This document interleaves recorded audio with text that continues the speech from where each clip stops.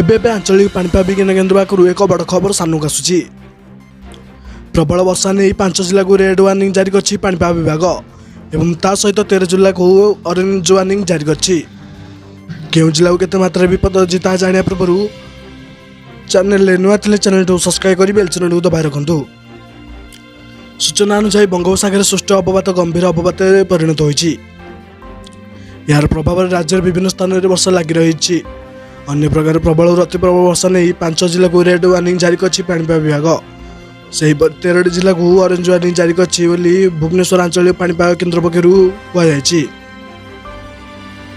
ପାଣିପାଗ କେନ୍ଦ୍ର ସୂଚନା ଅନୁସାରେ ଆସନ୍ତା 48 ଘଣ୍ଟା ପର୍ଯ୍ୟନ୍ତ ରାଜ୍ୟର ବହୁ ଜିଲ୍ଲାରେ ପ୍ରବଳରୁ ଅତି ପ୍ରବଳ ବର୍ଷା ସମ୍ଭାବନା ରହିଛି।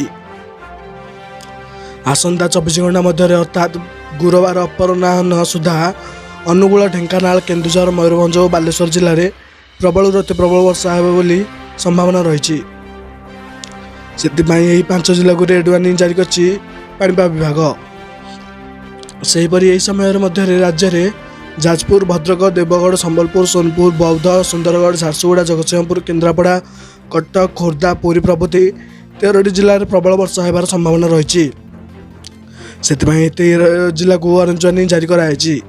ଏହା ବ୍ୟତୀତ ରାଜ୍ୟର ବରଗଡ଼, ବଲାଙ୍ଗୀର, ନୂଆପଡ଼ା, କଳାହାଣ୍ଡି, କନ୍ଧମାଳ, ନୟାଗଡ଼ ଓ ଗଞ୍ଜାମ ପ୍ରଭୃତି 7ଟି ଜିଲ୍ଲାରେ ପ୍ରବଳରୁ ଅତି ପ୍ରବଳ ବର୍ଷା ହେବ ବୋଲି ସତର୍କ ସୂଚନା ଜାରି କରିଛି ପାଣିପାଗ ବିଭାଗ।